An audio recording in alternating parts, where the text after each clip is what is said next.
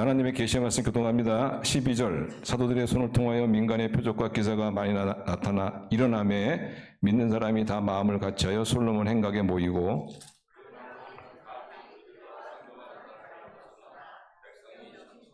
믿고 주께로 나오는 자가 더 많으니 남녀의 큰 무리더라.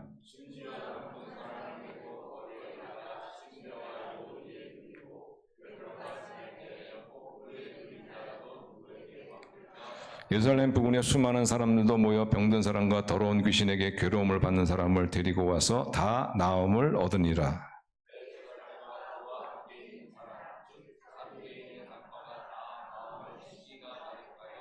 사도들을 잡아다가 옥에 가두었더니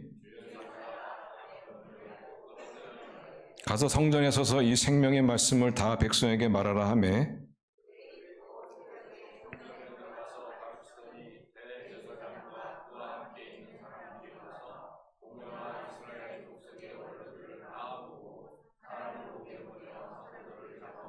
부하들이 가서 옥에서 사도를 보지 못하고 돌아와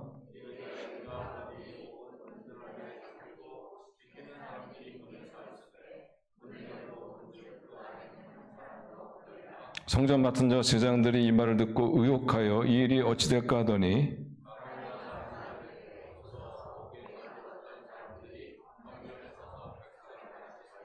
성전 맡은 자가 부하들과 같이 가서 그들을 잡아 왔으나 강제로 못하면 백성들이 돌로 칠까 두려워함이더라. 28절 같이 읽겠습니다. 이르되 우리가 이 이름으로 사람을 가르치지 말라고 엄금하였으되 너희가 너희 가르침을 예루살렘에 가득하게 하니 이 사람의 피를 우리에게로 돌리고자 함이로다. 다음에 세상에서 가장 수지 많은 사람이 누구냐? 저는 예수 믿는 사람이라고 굳게 믿습니다. 우리 예수님 믿어서 수지 맞으신 분 한번 크게 아멘 하시기 바랍니다. 네. 소리가 이것밖에 안 됩니까? 더 크게. 오늘 우리 일부 예배 제가 모르는 어떤 할아버님이 한 분이 오셨는데 굉장히 고령이신 분이세요. 잘 걷지도 못하신 분인데 오늘 저희 교회 처음 나오신 분입니다. 맨 여기 앞자리에서 세 번째 자리에 앉아가지고 제가 말씀을 이렇게 증거할 때 말씀을 들었는데 아멘 하는데 이게 너무 고령해서 이게 목이 안 나오는 거야. 근데 얼마나 제가 감격이 되는지 말이죠. 우리 예수님 믿고 수지 마시는 분 한번 아멘 합시다. 아멘. 수지 맞으니까 진짜 아멘 하셔야죠. 수지 안 맞으신 분들은 아멘 하지 마시고 안 맞았는데 맞은 것처럼 아멘 하시면 안 되죠. 그러나 정말 수지 마신 분은 아멘 하셔야지. 우리가 예수님을 믿으면 수지 맞는 것이 많습니다. 저는 그 중에서 한 가지가 뭐냐? 바로 나의 변화. 나의 변화. 참 좋은 것 같아요. 심약한 나를 아주 담대한 사람으로 이렇게 만들어주시는 그 축복. 우리가 예수님을 믿으면요, 참 좋은 것이 많은데 그 중에 하나가 뭐냐면은 나의 나쁜 것을 좋은 것으로 바꾸시다. 나의 나쁜 것을 좋은 것으로 바꾸시다. 내가 나의 좋은 것이 자꾸 나빠진다 그러면은 그건 예수님 잘못 믿는 거예요.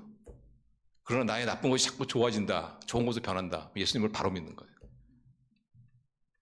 우리가 예수님을 믿으면은 바로 여기 나쁜 것들이 좋아지고 나의 좋아진 것들이 더 좋아지는 그런 우리의 축복을 경험하죠. 심약한 사람이 담대한 사람이다. 게으른 사람이 부지런한 사람이다. 거짓된 사람이 신실한 사람이다. 그런 축복을 드리죠. 부정적인 사람이 긍정적인 사람. 여러분 부정적인 사람이 좋습니까? 긍정적인 사람이 좋습니까? 예? 부정적인 사람이에요? 긍정적인 사람. 긍정적인 사람이 좋죠. 여러분 비관적인 사람이 좋습니까? 낙천적인 사람이 좋습니까?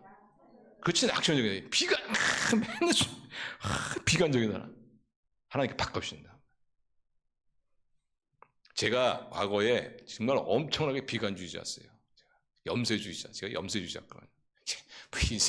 뭐 인생 뭐 별거냐, 뭐 다 그런 거지 뭐 하면서 맞아. 염세주의자. 그리고 굉장히 그렇게 좀 소심했어요, 제가. 소심해가지고 특히 남 앞에서 이야기하는 거는 제가 정말 힘들어하죠. 죽기보다 싫어했어요. 제가 특별히 초등학교하고 중학교 때까지만 해도 실기시험 볼 때 제가 제일 힘들었어요. 음악 시간에 나와서 실기할 때. 그때 뭐 잘하냐 못하냐 그걸 떠나가지고 사랑 앞에 쓴다는 것 자체가 저는 굉장히 두려웠어요. 밤에 잠을 못 잘 정도로. 전쟁이 났으면 좋겠다. 전쟁이 났으면 내 그 시기 좀 안 보게 할 정도로. 이런 나를 예수님을 만난 지 얼마 되지 않아서 점점점 저를 이렇게 바꿔주시더니 이제는 대중들 앞에 서도 말이죠. 서게 할 수 있는 다 함대 한번 주시고. 근데 이거는 제가 저만의 문제가 아니고 이렇게 예수 믿는 분들 보면 다 그러신 것 같아요. 우리 교회 성도님들도 보면 그런 것 같아요. 우리 성도님들 보면은 지금의 모습을 보면은 정말 참 담대하시고 아주 의지도 강하시고 아주 이렇게 깡다리 쓰신, 이렇게 소위 좋게 말해서 깡다리 쓰신 분인데, 저분은 젊었을 때 굉장히 했겠다. 근데 또 얘기 들으면 또 그렇지가 않아요. 굉장히 소심하고 아주 이게 좀 두려움 많고 염려가 많고. 근데도 지금 바뀐 모습을 보니까 정말 저분도 예수님 만나가지고 수지마였구나 하는 것을 볼 수가 있습니다. 우리 염려가 많으신 분들도 정말 예수님 잘 믿잖아요. 그러면은 아주 낙천주의자가 됩니다. 낙천주의야. 그냥 말로만 그냥 잘 될 거야가 아니고 정말 그 마음속에 뭔가 확신이 있어요. 이거 잘 되겠지. 이것도 어떻게든지 하나님께서 요리하셔가지고 어떻게 잘 되겠지 하는 이런 확신이 있단 말이죠. 그러니까 어떻게 사람이 낙천주의자가 되는 거지. 내가 낙천주의가 되겠습니까? 낙천주의가 됩니까? 진짜 내 마음 가운데 그런 확신이 있어야지. 근데 예수님께서 진짜 그런 낙천주의자 같은 그런 확신을 주시는, 그런 확신이 가는 그런 사람으로 만들어주신다는 거예요. 특히 우리 예수님 믿는 사람들은 환난 가운데 고난 가운데서도 기뻐하는 그런 사람으로 만들어준다는 거. 얼마나 여러분 큰 축복입니까? 여러분 역경 가운데 기뻐하십니까?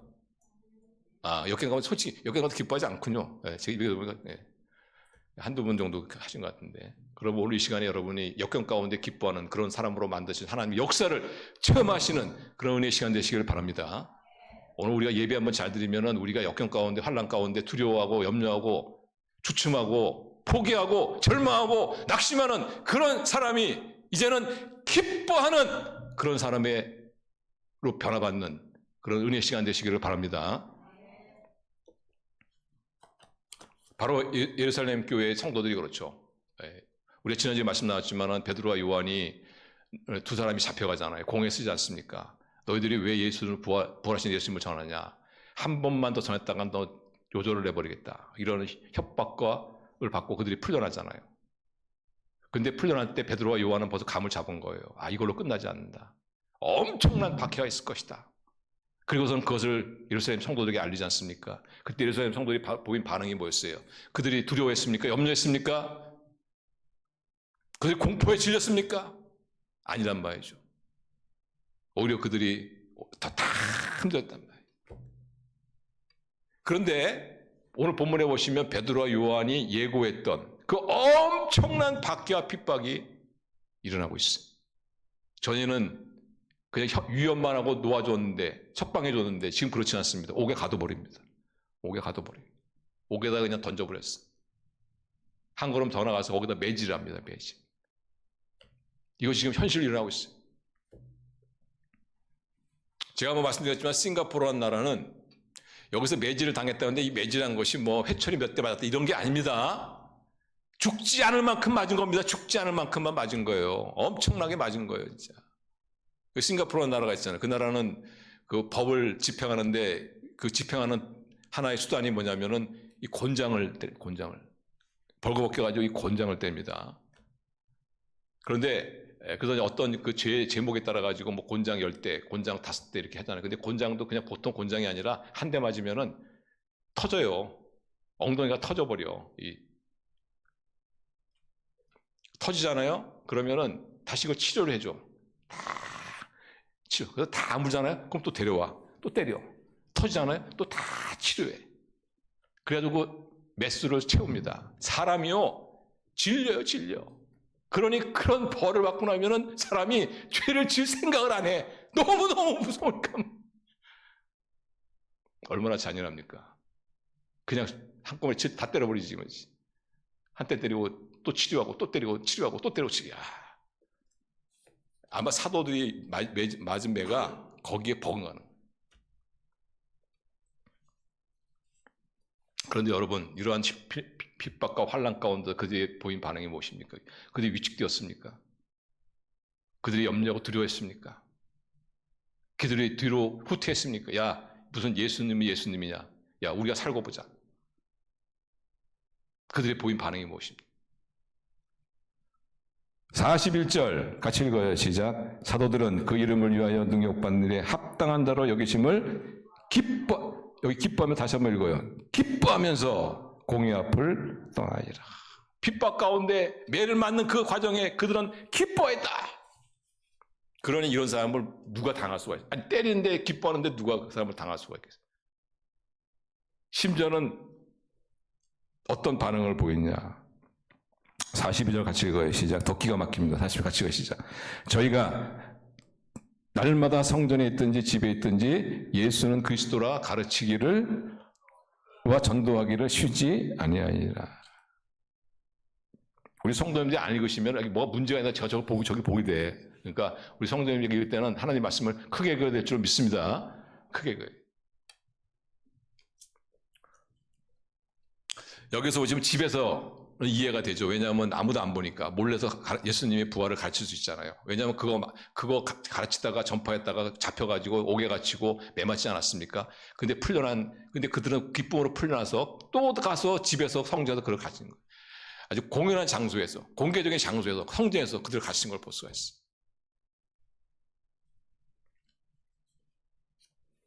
오히려 더 핍박이 속에서 그들은 더 담대해지고 더 기뻐하는 사람으로 변한 것을 볼 수가 있어요.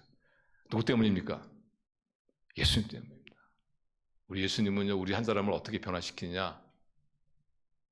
핍박 가운데서 기뻐하는 사람으로, 역경 가운데 기뻐하는 사람으로, 심지어는 역경이 커지면 커질수록 더 기뻐하는, 여러분, 그래서 우리 그리스도인들은 조그만 역경 만나면 조금 기뻐하시고 큰 역경 만나면 크게 기뻐하는 사람이에요.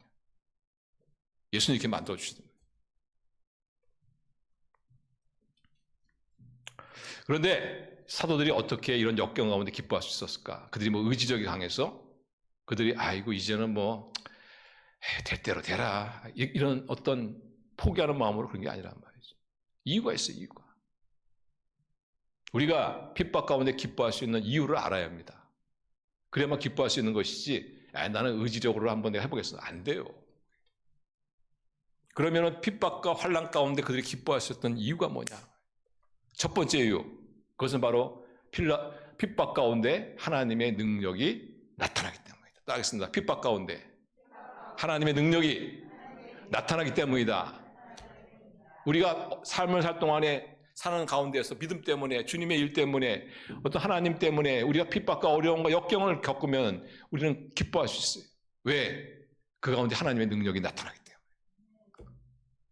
물론 하나님의 능력은 평안할 때도 나타납니다. 그러나 제가 경험으로는 또 많은 분들의 제가 그 어떤 경험을 봤을 때는 평안할 때는 거의 사실 하나님 능력이 안 나타나요. 그래서 이 삶이 평안한 사람 있지 않습니까? 별로 간증거리가 없어. 왜냐? 하나님의 능력을 체험한 경험 없으니까. 그러나 핍박과 역경과 믿음 때문에 여러 가지 어려움을 겪으면 간증거리가 많아요. 왜? 하나님의 능력은 핍박과 역경 가운데 나타나기 때문에. 초자연적인 역사가 나타납니다. 그리고 또 하나의 중요한 것이 뭐냐면 하나님의 능력은요, 역경의 강도와 비례합니다. 역경이 더 힘들수록, 핍박이 더 강할수록 하나님의 능력은 더 강하게 역사하는 것이죠. 그래서 여러분이 핍박이 약하잖아요. 하나님의 능력이 조그만 능력밖에 안 나타나. 그런데 핍박이 더 크잖아요. 하나님의 능력, 큰 능력이 나타나. 오늘 바로 이 말씀하고 있죠. 5장 12절 같이 읽어요. 시작. 사도들의 손으로 민간의 표적과 기사가 많이 되매 믿는 사람이 다 마음을 같이하여 솔로몬 행각에 모이고. 드디어 막 핍박이 거세지자 거기에 걸맞게 거기에 맞춰서 정비를 해서 하나님의 능력이 기사와 표적으로만 나타납니다.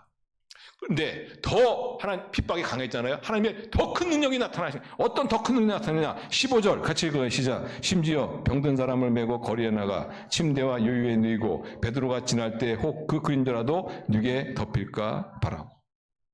여기서 포인트는 베드로 사람들이 병든 자들을 갖다 거리에다가 질병에 뉘어놨어요. 그 뉘어놓은 이유가 뭐냐면 베드로가 혹시 그 일을 지날 때 그 베드로의 그림자가 덮이면은 그 아픈 사람이 덮이면은 낫지 않을까. 여기서 포인트는 베드로의 그림자를 덮였더니 나았다 안 나았다 거기에 있는 게 아니에요. 여기 나았다 안 나았다 그런 말이 없어요. 포인트는 뭐냐? 얼마나 하나님의 능력이 강했으면 베드로에 통해서 표적과 기사가 나타나니까 저 베드로의 그림자라도 덮이면은 나의 이 질병이 나을 수 있다는 그런 기대감을 가질 정도로 하나님의 큰 능력이 나타났다. 그래서 이걸 보니까 하나님의 능력은 어디에 비례한다? 핍박의 강도에 비례하는구나. 핍박이 강할수록 하나님의 더 큰 능력이 나타나. 그래서 처음에는 기사와 표적, 그러나 핍박이 강해지자 더 큰 능력, 베드로의 그림자도 덮이면은 나음을 입을 것 같은 하나님의 강력한 능력. 그런데 여기에 더 핍박이 강해지자 하나님께서 더 큰 능력을 나타내신다. 그 더 큰 능력이 바로 오늘 본문에 소개되었는데 그것이 뭐냐면은 천사가 사도들을 구원하는 능력이다. 천사로부터 구원받은 경험이 없어져가지고 별로 뭐를. 자, 우리 18절에서 25절까지 우리 하나님의 계시의 말씀 우리 교도하겠습니다. 18절 제가 먼저 읽겠습니다. 사도들을 잡아다가 옥에 가두었더니 주의 사자가 천사를 말합니다. 20절 가서 성전에 서서 이 생명의 말씀을 다 백성에게 말하라 하매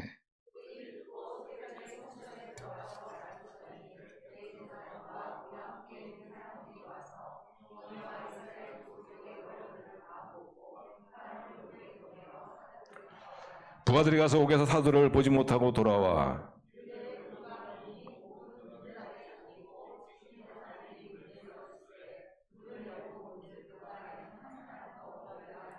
성전 맡은 자 제장들이 이 말을 듣고 의혹하여 이 일이 어찌될까 하더니 사람들이 와서 알리되 보소서 옥에 가두었던 사람들이 성전에 서서 백성을 가르치더이다 하니.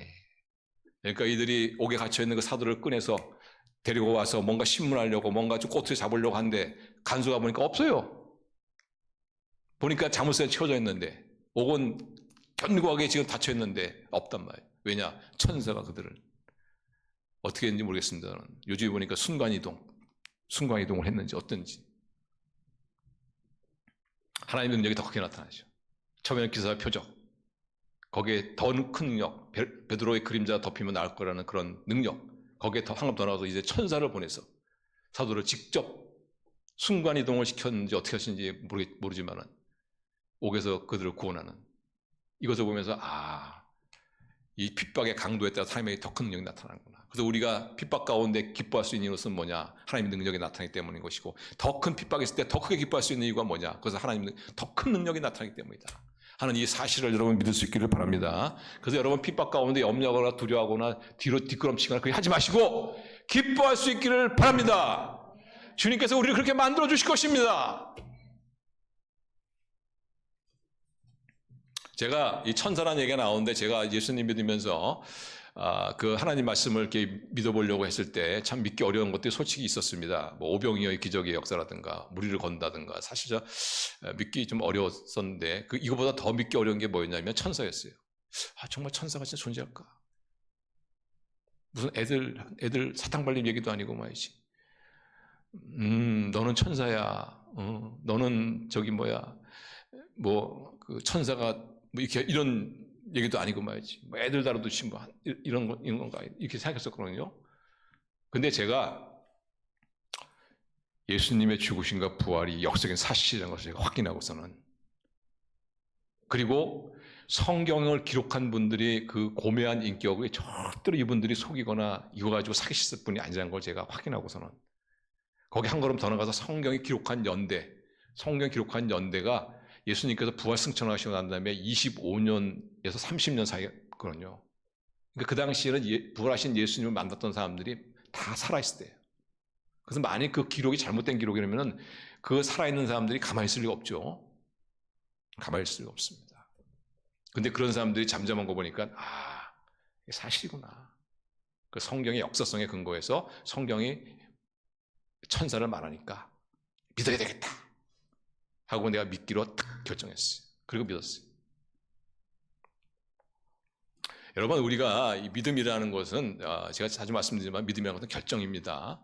우리가 믿음 생활할 때는 항상 결정을 하셔야 돼. 자꾸 많은 분들이 보면은 저절로 믿어지겠지, 그런데 저절로 믿어지는 일이 없습니다. 자, 결정을 해야 돼. 믿어지겠지 하는 분들 보면은 믿음이 있는지 없는지 뜨뜻미지근합니다. 정말 좀 이상한 믿음이야. 근데 딱 단호한 믿음을 가진 사람들은 뭐냐면 결정을 한 사람, 믿기로 결정을 한 사람. 여러분, 세종대왕을 믿습니까? 세종대왕이 역사적인 인물이라는 거 믿어요? 안 믿어요? 안 믿어요? 믿죠? 어떻게 믿어요? 봤어요? 봤어요? 안 봤죠? 그럼 어떻게 믿어요? 근데 안 봤는데. 야, 여러분 대단하신 분들이네. 저도 세종대왕 믿습니다. 왜? 그 근거가 있잖아요. 증거들이 있잖아요. 증거들이. 그분에 관한 기록들. 또 그분에 관한 초상화, 그것도 뭐 진짜인지 아닌지 모르겠지만 어쨌든 간에 뭐 그 세종대왕 초상화 있잖아요. 쫙 초상화 있고 뭐 한글도 만들었다 하니까. 그렇지만 여러분, 아무리 그런 근거가 많다 할지라도 여러분이 믿기로 결정하셔야 돼. 남들이 아니다 그러면은 거기서 반박할 여지가 없습니다. 봤어? 그럼 어떡할 거예요, 여러분? 뭐든지 말이죠. 믿기로 결정하는 거예요. 마찬가지입니다. 여러분, 하나님의 말씀도 우리가 하나님을 무조건 믿으라는 게 아니에요. 충분한 근거가 있죠. 예수님의 죽으신과 부활, 그리고 성서의 어떤 근거들, 이런 성서를 기록한 사람들의 그런 고매한 인격들, 좀 신실하신 그런 인격들, 한 걸음 더 나가서 성경이 기록된 연대들, 이런 모든 것들을 종합해 봤을 때, 예언의 성취들, 이런 것들을 받아봤을 때, 하나님 말씀은 정말 신뢰할 만하구나 라고 우리가 그것을 받아들인다 할지라도 그것을 믿기로 우리가 결정을 해야 되는 거예요. 그때 믿음이 딱 시작이 되는 거예요. 그렇게 믿고 나가면 나중에 하나님께서는 우리 삶을 통해서 내가 믿는 것이 사실이다 하는 것을 체험하게 하셔서 우리 믿음을 더 강화시켜 주시죠. 그래서 저는 그렇게 딱 믿기로 결정했습니다. 그런데 지금은 전 결정하지 않아도 믿어져요. 천사가 있다는 걸 믿어집니다. 왜? 우리 주위에 천사를 만났던 사람이 너무나 많고, 천사를 경험한 사람이 너무나 많고. 여러분, 그 시종에 나가면 천사에 관한, 천사를 만난 사람들의 그런 이야기들이 많이 있습니다. 그 중에 윌리엄 웨버라는 그런 사람이 쓴 천사의 옷장이라는 그런 책이 있어요. 이 사람은 아주 신실하신 분입니다. 이분은 신학교 교수예요. 미드웨스트 거기에서 PhD 학사 받으시고 거기서 신약 교수로 지금 교수하셨던 그런 아주 신실하신 분이십니다. 이분이 천사를 만난 사람들의 그런 이야기를 사람들을 만나서 듣고 그 중에서 정말 신뢰할 수 있는 그런 이야기들을 모아놓은 것이 바로 천사의 옷자락이라는 책입니다. 거기에 한 이야기에 보시면 그 미시간 남쪽에 사는 위클리프라는 그런 사람이 있는데 이 사람은 아이가 남자만 넷입니다. 한번 그 장남은 어디 가서 없고 세 명의 그 동생이 사촌하고 이제 게임을 하고 놀고 있었는데 그때 초인종을 누가 누르는 초인종 소리가 들리는 거예요. 그래서 깜짝 놀란 거죠. 왜냐하면 너무나 외진 곳에 있기 때문에 사람이 오질 않아요. 거기는 초인종을 누를 이유가 없어. 그래서 이게 웬 초인종인가. 그래서 이게 둘째 보고 너 나가서 한번 누가 만나 봐라 하고 나가 보니까 없어요. 그리고 돌아가니까 또 초인종이 또 띵동 또 그래서 이게 또 뭔가 나가 보니까 또 없어. 이게 뭐 문제가 있는가. 그래서 그 아들 보고 야 네가 한번 초인종을 눌러봐라. 소리가 들리나 안 들리나. 또 누르는데 소리가 안 들리는 거야. 이거 뭐 문제가 있나? 그래서 이제 전기 문제인가 보다. 그 지하에 이제 전기 도란 그 뭡니까 그게 어쨌든 그 있잖아요. 전기 그런. 예. 그래서 거기 가서 좀 확인하려고 지하에 딱 내려가니까 지하가 불바다 가는 거야. 불바다가. 2초만 늦었으면은 그 불이 아이들이 놀고 있는 그쪽으로 솟구쳐 올라오면서 한순간에 모든 가족이 다 정말 죽을 수 있는. 그래서 이분들이 하는 말이 겁니다. 하나님의 천사를 보셨다. 믿으시는 분은 아멘 하시고 믿지 않으신 분은 좋을 때 하세요. 좋을 때 그렇게 하세요. 그렇게 사세요. 그렇게 하세요. 저는 이거 믿습니다. 이런 간증들이 너무나 많아요, 사실. 이게 뭐 한두 가지예요. 뭐 그 중에는 뭐 진짜 좀 만들어낸 이야기도 있겠지만은, 그러나 진짜도 있죠. 그 중에는. 왜냐면은 성경에 천사 이야기를 나오는데, 그 과거에 있던 성경에 있던 천사가 다 없어졌습니까, 지금은? 다 죽었어요? 성경에만 천사가 있고 지금은 없습니까? 그게 아니란 말이에요.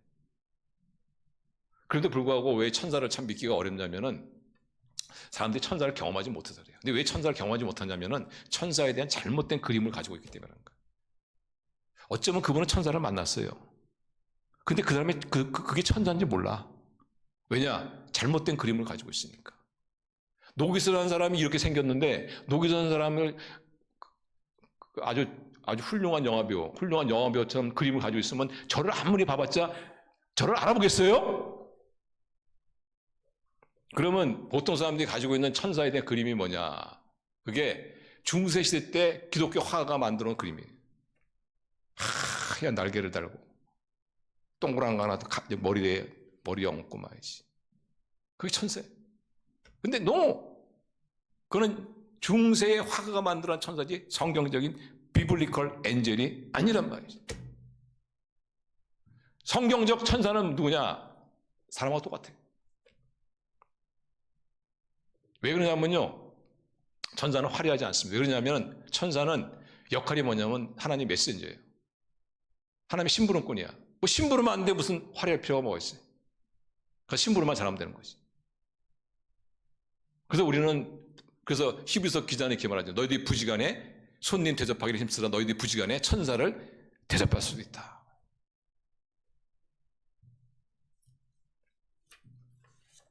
여러분 천사는 존재합니다. 2000년 전에 존재했던 천사가 다 죽지 않았죠? 그렇지 않습니다. 그래서 하나님께서는 때로는 천사를 보냈어. 하나님께서는 큰 위기 가운데, 여러분 성경을 보세요. 천사가 등장하는 대목마다 보세요. 얼마나 그 위기가 큰지. 사람의 생명이 달려있는 그런 큰 위기 가운데 하나님께서는 천사를 특파하셔가지고 보내셔가지고 천사를 통해서 그 사람을 구원하는 큰 능력을 나타내요.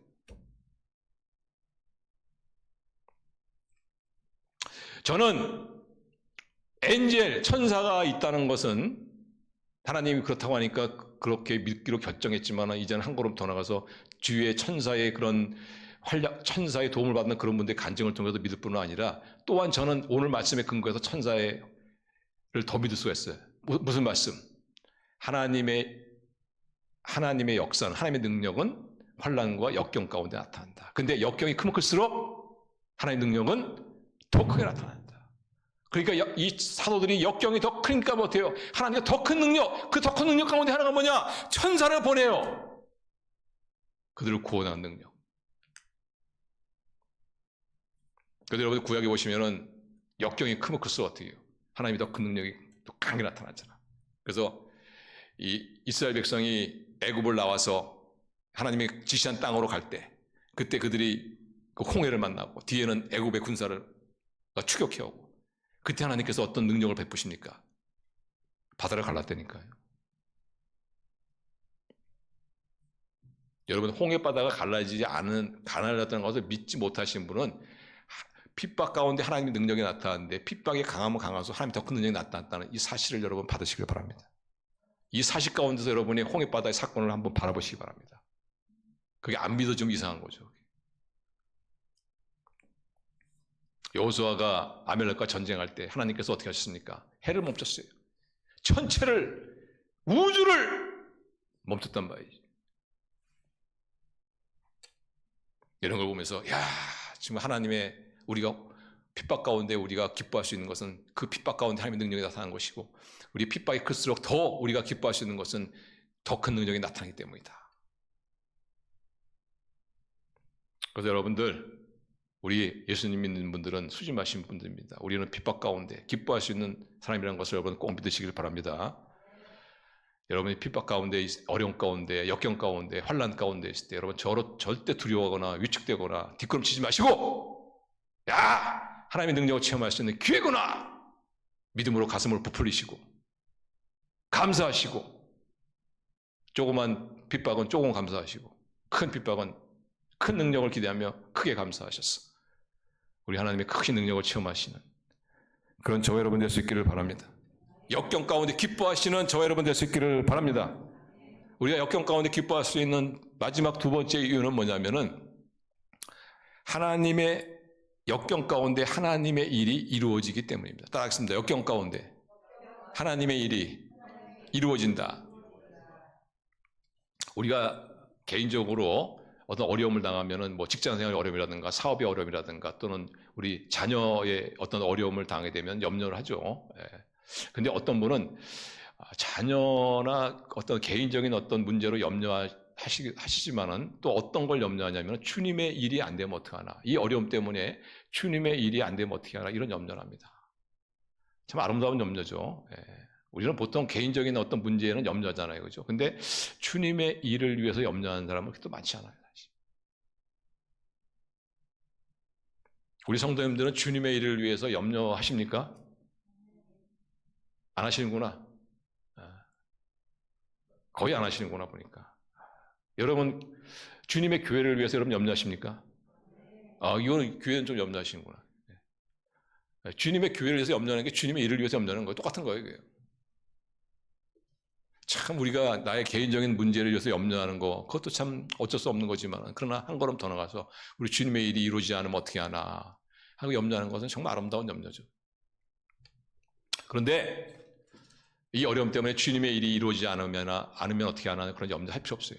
왜냐하면 주님의 일은 역경을 통해서 이루어지기 때문에 그렇습니다.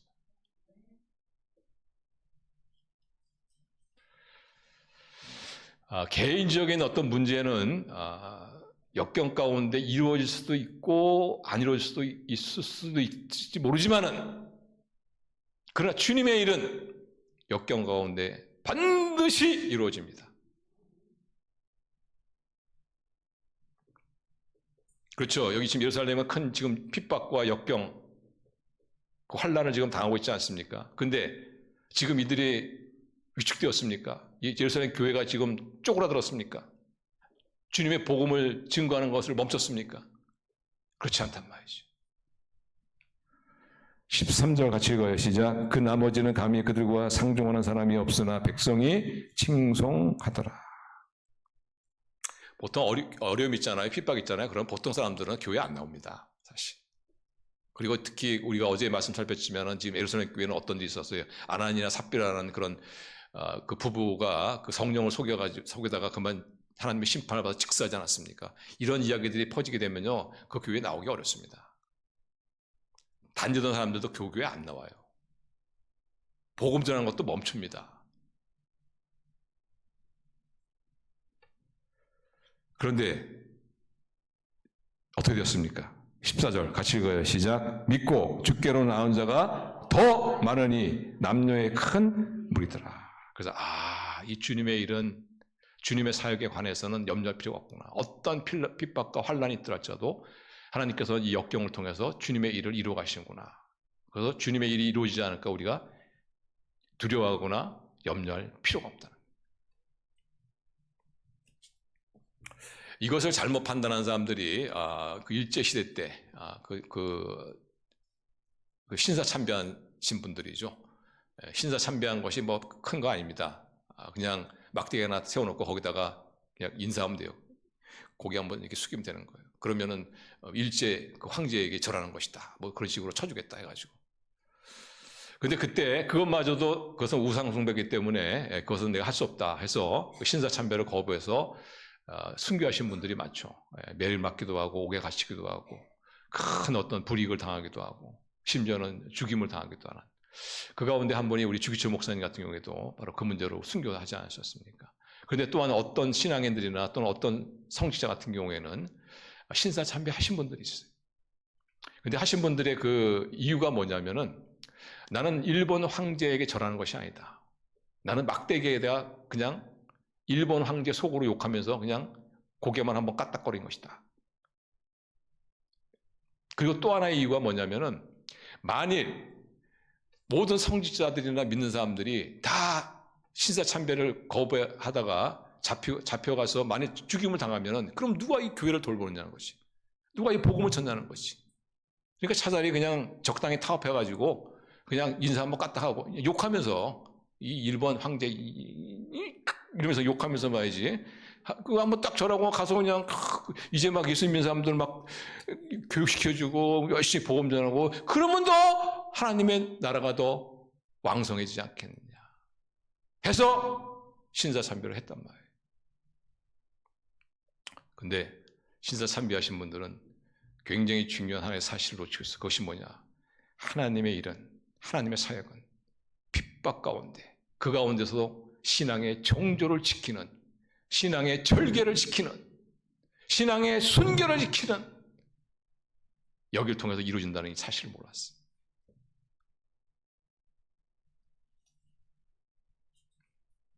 만일 그때 모든 그리스도인들이 다 신사 참배했다면 그것으로 복음은 끝났습니다. 그러나 신사 참배를 거부하고 우상 숭배를 거부한, 그래서 피 흘림을 받은 그 순교의 피가 있었기 때문에 오늘날 바로 이 교회가 있는 거예요. 왜냐? 하나님의 일은 신앙의 정조를 지키는 그 믿음을 통해서 하나님의 일들이 이루어지기 때문에 그렇습니다.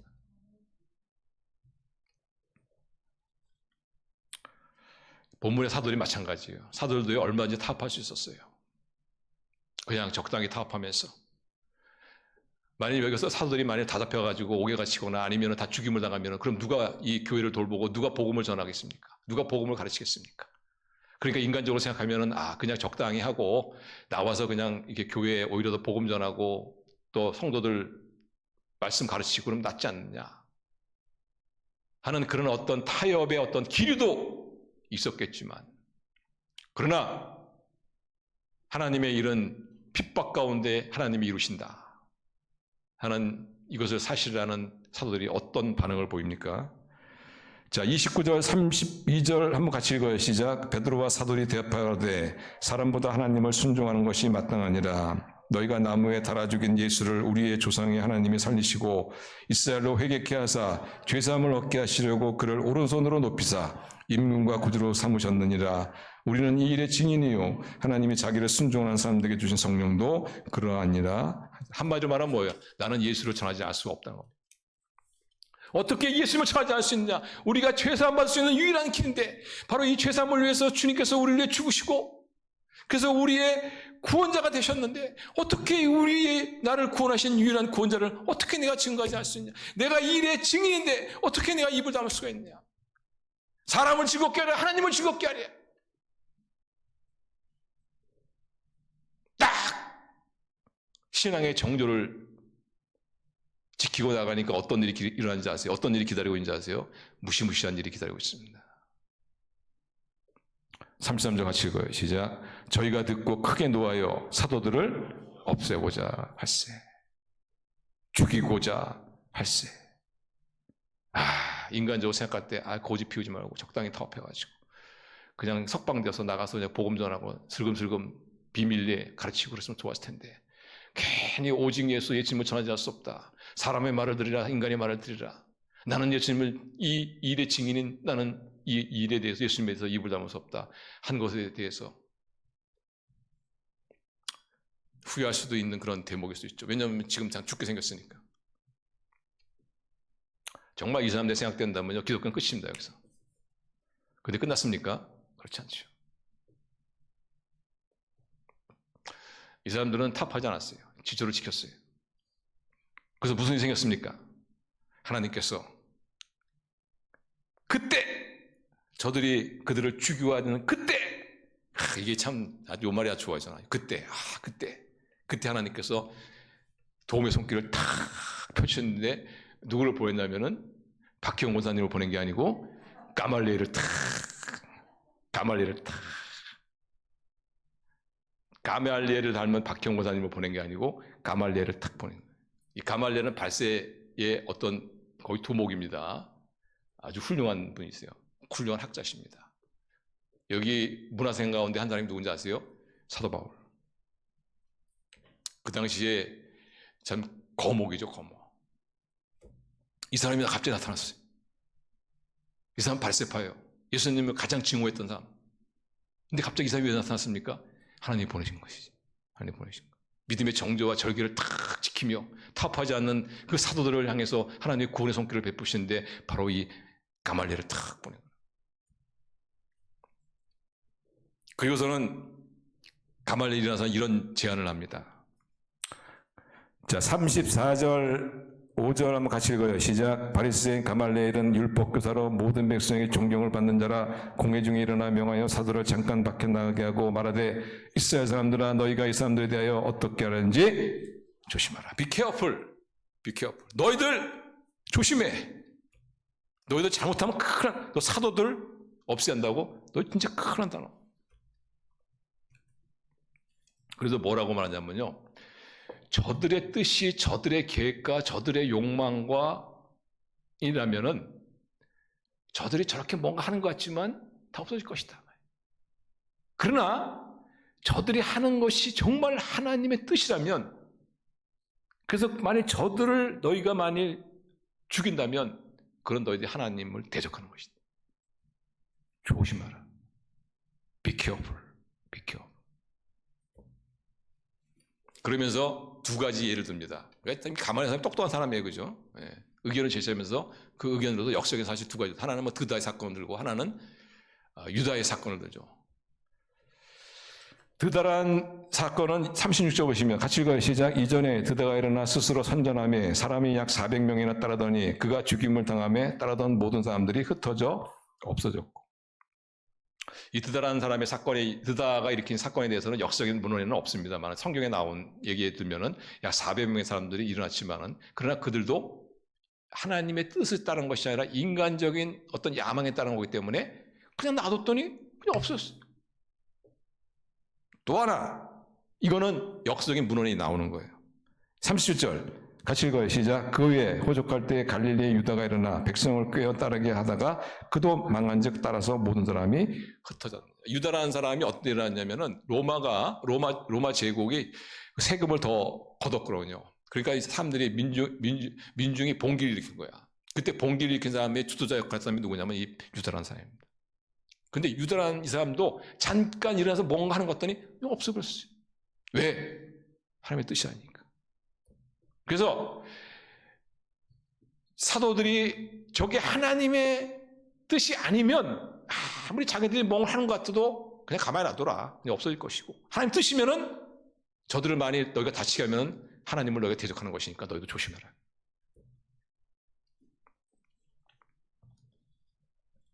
그래서 결론은 뭡니까? 이 가말리의 결론은 뭐야? 저희들 놔둬라 이거죠. 놔둬라.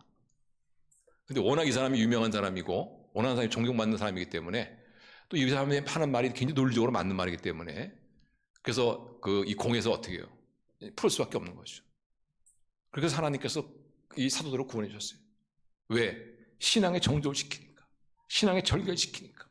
그리고 나중에는 이 가말리엘의 이 말이 하나의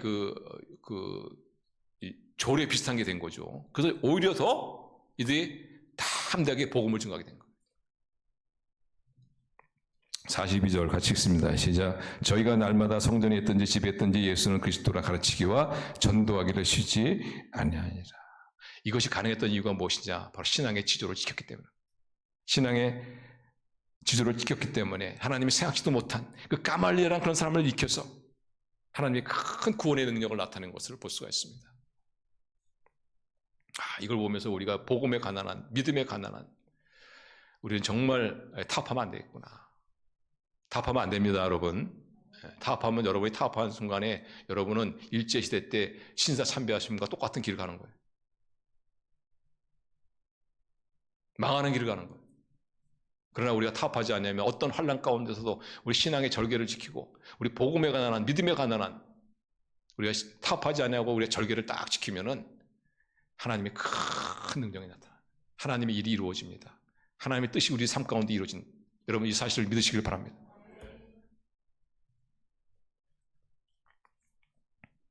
저는 그 대표적인 예가 우리 안 믿는 가정에서 어떤 사람이 믿게 되면 제일 먼저 한국에서 부딪히는 문제가 뭐냐면 제사 문제입니다.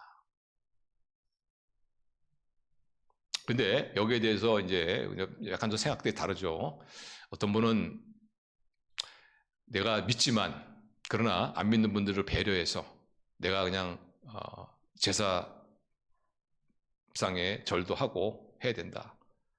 그래서 저들과의 관계를 좋게 해서 나중에 복음을 전하고 저들도 구원받게 해야 된다. 이렇게 또 생각하시는 분이 있고, 또 그렇게 생각하지 않으면, 이렇게 생각하시는 분들 보면은 뭐 그것이 또 어느 정도 통하는 사람도 있지만은 그게 통하는 경우는 거의 없다고 저는 생각합니다.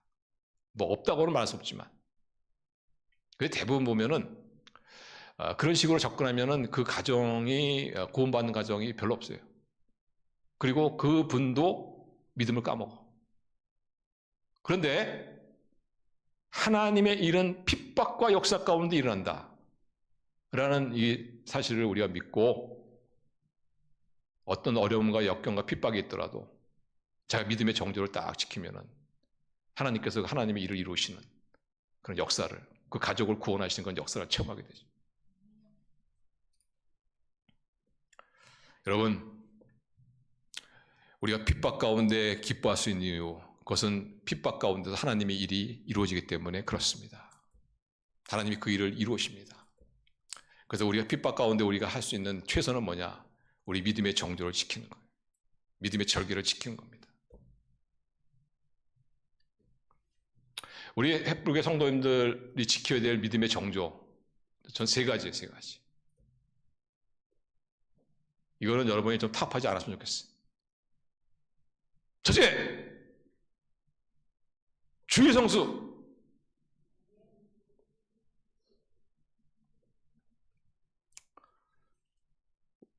외국으로 나가시는 분들은 할 수 없습니다. 근데 거기 가셔도 꼭 주의를 지키세요. 제주도 가는 것도 외국으로 나가는 걸로 쳐주겠습니다. 비행기 타고 가는 거니까. 주의를 지키고, 거기서 주의를 지키세요. 교회가 없으면은 모여서 같이 예배하세요.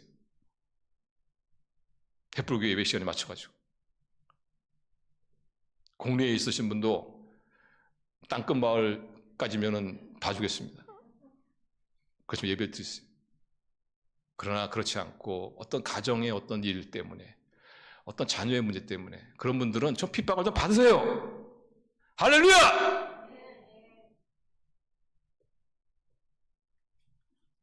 나 죽기 하겠습니까? 그런 걸 자꾸 타협하니까 어떻게 해요? 하나님의 능력을 경험 못하는 거예요. 하나님의 일이 이루어지지 않는 거예요.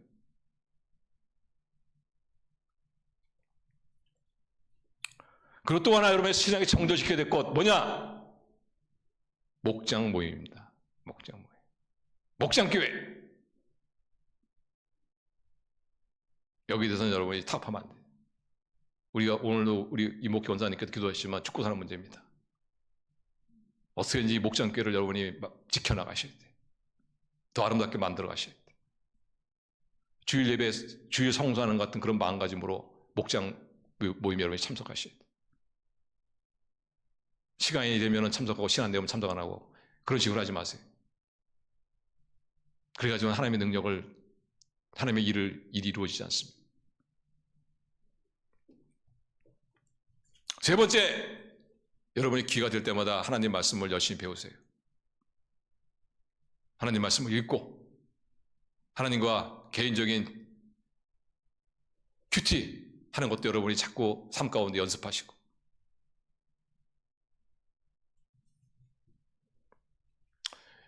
제가 요 제시한 세 가지만 여러분이 정말 믿음의 정조를 지켜주는 것을 한 1년, 한 2년만 해보세요. 여러분의 가정에 하나님의 아름다운 뜻이 이루어질 것입니다. 하나님의 놀라운 역사가 일어날 것입니다. 기사와 표적을 넘어서서 베드로의 그림자라도 덮이면 나을 것 같은 그런 큰 역사를 넘어서서 이제는 하나님의 천사를 보내서 여러분의 가정을 구원하시고 도우시고 아름답게 하시는 그런 하나님의 능력을 경험할 것을 여러분 믿으시길 바랍니다. 우리는 예수님 믿고 다 수지만 사람들이에요. 우리는 역경 가운데 기뻐할 수 있습니다. 왜냐하면 역경 가운데 하나님의 능력이 나타나기 때문입니다. 왜냐하면 역경 가운데 하나님의 일이 이루어지기 때문에 그렇습니다. 그래서 우리가 큰 역경을 만나면 크게 기뻐하고, 작은 역경을 만나면 작게 기뻐하고, 왜냐? 하나님의 크신 능력, 작은 능력이 나타나기 때문에 그렇습니다. 여러분, 역경을 당했을 때 두려워하지 마십시오. 역경을 만났을 때 여러분이 해야 될 가장 중요한 일은 뭐냐? 신앙의 정조, 신앙의 지조를 지키는 겁니다. 주일성수, 목장모의 참석, 하나님과 어떻게 하든지 가까워지려고 하는 그런 시간의 노력,